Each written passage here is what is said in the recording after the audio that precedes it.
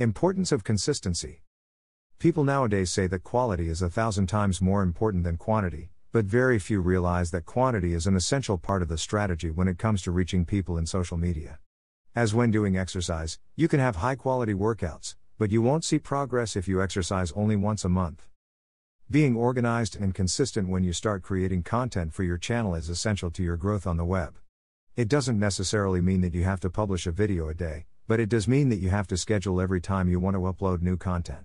This will help you be more organized and keep your audience engaged. Be consistent. Maintain a good upload frequency and be patient with it. YouTube channels don't evolve overnight, they grow slowly, because being seen by people and recommended takes time. But you also need to consider that to maintain the interest on your channel, frequent updates are necessary.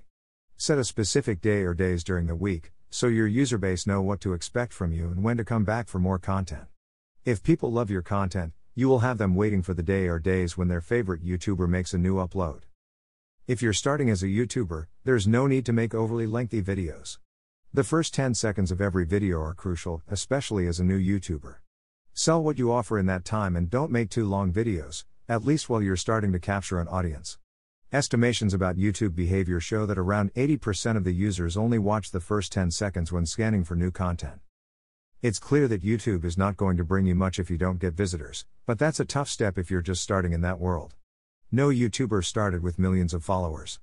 On the contrary, the process required a lot of perseverance and love for what they do. Be organized. Keeping a well-planned content calendar will help you keep publishing content regularly, and if you've chosen a topic you like, you can take a notebook with you or write down in your smartphone notes the ideas you come up with.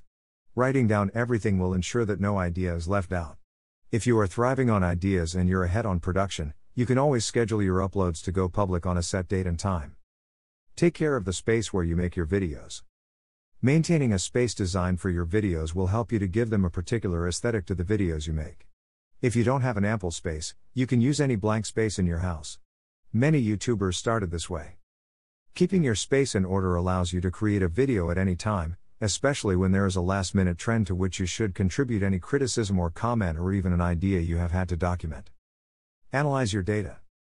Being guided by the number of views, likes and comments are not enough to know how your YouTube channel is performing. Fortunately, the platform offers detailed performance reports through YouTube Studio. To access it, click on your user icon at the top right and you'll find the button. This is the ideal starting point as it includes easy-to-understand tables and graphs, as well as ready-made reports. With these resources, you can quickly uncover valuable and meaningful information that you can start working with instantly. Main metrics you should review in your digital video channel. 1. Predict the success of a video. The first 48 hours of a digital video are crucial. If you get views from 20% of your subscribers, it means you will maintain excellent performance. To determine your viewer to subscriber ratio, go to Creator Studio and compare the number of plays to the number of subscribers. 2. Most popular content. To analyze audience participation, go to Creator Studio, go to the Analytics tab, and select Overview. You'll get entire graphs of likes, dislikes, comments, and shares. You can also review the performance of individual videos and identify which ones generate the most actions. 3. Measure organic views. Organic traffic is that which comes naturally, without the intervention of paid advertising. It is essential to know the number of natural views to determine how well the YouTube algorithm works for your channel and whether your videos appear in the search results.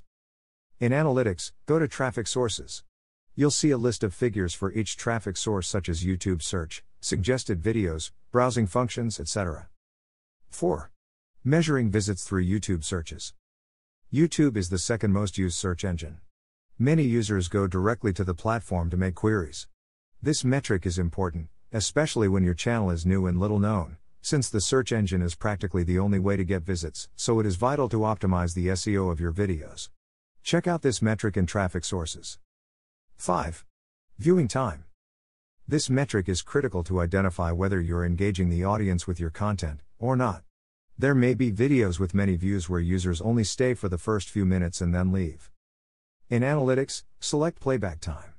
In the graph, you can see the average viewing time your audience spends on your videos, and in the list below the time breakdown for each of them. If you click on any of them, you will see its graph. 6. Retention. Retention is the metric that helps you determine how relevant your channel and videos are to the audience. With this, you will know the average length of stay of users within your channel and the key points of each video where you achieved higher audience retention. If the user went back to watch a scene again, it would show higher retention at that point. 7. Most recommended videos. Within traffic sources, you can see the number of times your videos appear as recommended.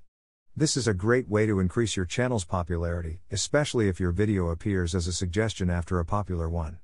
Check to see which of your videos appear most frequently as recommendations. As you can see, having a large number of subscribers is not enough if you discover that they are not watching your videos, and you have not captivated them with the content. A detailed audit can identify patterns of what works best and optimize your channel. Contacting brands. YouTube video platform currently has nearly 1.5 billion users per month. Roughly 90 countries have users on YouTube, who consume an average of 1 billion hours a day of content. Every minute, about 400 hours of content are uploaded to YouTube. These data indicate that video consumption has been increasing among internet users. Besides, YouTube is the place where you can find all kinds of content in video format. Therefore, everything indicates that today YouTube is a valuable tool in any digital marketing strategy. That's why the most prominent brands have their channels where, in addition to creating highly creative content, they form strategic alliances with the most notable YouTube influencers. What action is right for you? There are different tactics that you can implement with third parties, which will depend on the focus of the negotiation. Therefore, you must know some of the different types of strategies you can apply to work together with brands. A. Marketing to the brand. It is the previous step to formalize the relationship with a brand and includes all actions that are made to contact you and discuss the great proposal to establish a partnership. It consists of showing the brand why they should partner with you. You must know very well the market in which your potential allies locate to understand how to generate value in your proposal. Likewise, it is advisable to include calls to action (CTA) after all the presentation of benefits to make them schedule a meeting or pass you a counterproposal. Many times, it is also useful to include a PDF document with some previous actions you have done with other brands or even your channel statistics. It should be like a resume, but in this case, you should continuously update it. B. Marketing with the brand. Once the alliance is created, we move on to the making of videos, of course, raising all the ideas that may exist so that, in this case, the value of the brand gets highlighted. Choosing a template that both shares through social networks is good practice, so they will be aligned as brands and seek to generate impact from both communities. C. Marketing through the brand. Within this category is affiliate marketing, where your role as an influencer is to serve as a bridge to publicize the product or brand. It is also usually the case where the product is offered with some special discount to the community with a specific code. This way, the brand can know how many people you have genuinely reached. D. Marketing for the brand. This is the modality in which one party uses its positioning and engagement to attract quality audiences, while the other party is in charge of the follow-up. This strategy is applied to then work towards the conversion of those with the best profile to become users of the brand. Sharing the moment of growth with strategic allies can be greatly beneficial, as long as you know how to do it without being in a position to lose within that symbiosis generated by working with others, preparing the ground for a great conquest. More and more companies are starting to reap the benefits of doing business with others, so can you. Dare to create your winning alliances. Below you will find a series of criteria that you should be clear about before going down this new path. 1. Define your objectives. You can't start looking for allies if you don't know what you need them for. You must first determine where your channel is at because, for example, if you are in a growth phase, you will need to argue more about what you are doing. Keep in mind that when establishing a new alliance, if your ally is more consolidated in the market, you may give more in the relationship. This does not mean you will lose, but rather that you will be targeting a market that probably does not know the type of service you are offering. Therefore, knowing what your objectives are will give you a guideline to understand what kind of alliances you might need, which markets to target, and what actions with third parties might attract new customers. 2. Keep the points clear. As in any relationship, conditions need to be clear from the outset. Each stakeholder must know what the expectations regarding them are and what they have to give in return.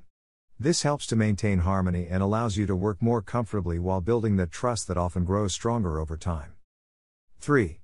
Similar targets. Sharing a common audience to an extent is necessary for interested parties because this will complement the offer of both, and the actions will provide positive results for all interested parties. A common mistake when starting is to work together with other brands just because those who manage them are trustworthy people, even though each company's market is different. This situation is often short-lived. The losses are directly proportional to the futility of efforts to stimulate future revenue due to a lack of consistency in your channel's value proposition. If you want brands to take an interest in you, you must create content that is worth sharing, and that also sparks interest in new audiences. After all, the main objective of brands is to achieve exposure and reach through your channel.